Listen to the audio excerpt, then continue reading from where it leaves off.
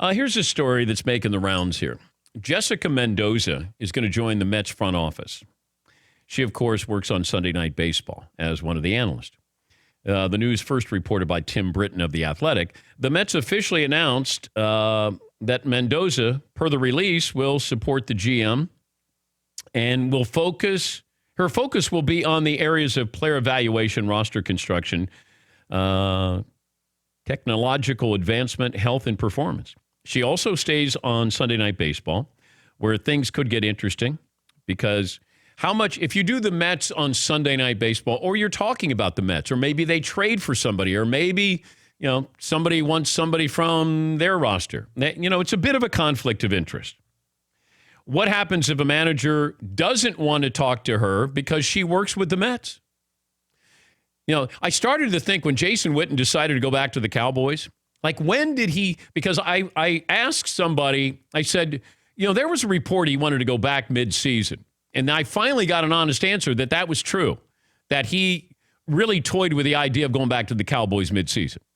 If you're going into these meetings, and let's say you're sitting down with Jay Gruden in the Washington Redskins, or you're sitting down with the Eagles, and you're saying, hey, give me some ideas of what you guys are doing, and what do? You got special plays and trick plays, and he's going back to the Cowboys and going, hey, and I got all this intel from all these teams.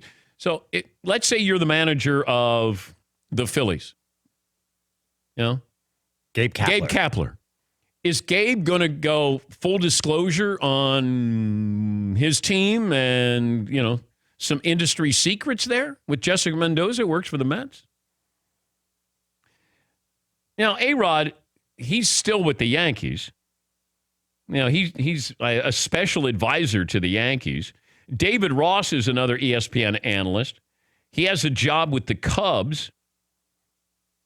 I think Al Leiter left the baseball network, MLB network, and he's working with the Mets. But is it a conflict of interest? Yeah. Why don't you leave your job as an analyst to devote yourself full-time to the Mets? If I'm the Mets, I want you. Now, there's exposure for you, but I'm not hiring you for exposure. I'm hiring you for, player development here. So I don't know why the Mets would go, yeah, go ahead, keep that job. Yeah, Paulie. A-Rod serves as a guest instructor to the Mets during spring training. Yeah. He still does. But why wouldn't you, if you're the Mets, just say to Jessica, hey, we want you to commit full-time to us? Yeah, McLevin. Let's be honest. It's baseball. If she sits in with a manager, what does a manager even do anyway? What intel is there? Hey, I'm going to put my best 8 guys out here. I honestly think that's one reason. What are these strategy sessions in baseball? Well, let's say you have a great minor league system. Let's say you sat down with the Padres. With a GM maybe, but not the manager. Well, but you would, okay, but you're still sitting down with them. You don't think the manager would know who he has in the minor leagues that you might be bringing up? Hey, you know what? We got these 2 kids here. Unbelievable. Because if you're on these games, these coaches want you to say great things. Managers want you to say nice things about their team. And if you had the Padres on and all of a sudden you have the manager or GM going, you know what? We got these 2 kids who could start for 7 different rotations around baseball right now. Well, if you say that to anyone, though, they're going to put it out on the broadcast, and then it's out there in the world. But there's so much that's said off the record there. There's so much where it's just professional respect that they'll go, hey, you didn't hear it from me, but, or, hey, I'm hearing this. What are you hearing?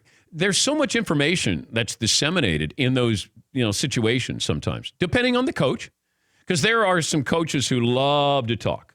They love that.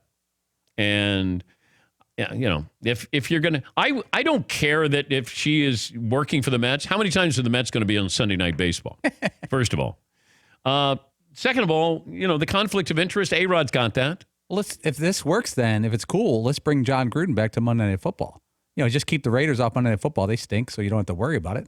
Pop him back there on Mondays, being a little facetious. I just don't think you have journalists anymore. I mean, you do have writers who are, but, your broadcasters aren't journalists the way, they probably were or are supposed to be. I mean, A-Rod's not a journalist. Jessica Mendoza is not a journalist. She's an analyst there. All right. Conflict of interest? Yeah. But the lines are blurred now. Yeah, Fritzy. And if anything, you would think they may go more out of their way to show that there's not a conflict of interest and try to be a little more critical so they don't have to have people on their back suggesting that they're kissing up to a team. That's just as bad. That's not using objectivity. If you over criticize the Mets to cover for the fact that you work with them, that's also that's the same thing. That's not being objective. We're going overboard doesn't make it better. But A-Rod's not objective. The Yankees are on Sunday Night Baseball how many times? Is A-Rod truly objective there? You would hope so. That's the goal. Yeah, but he's not. He's not going to be. Right.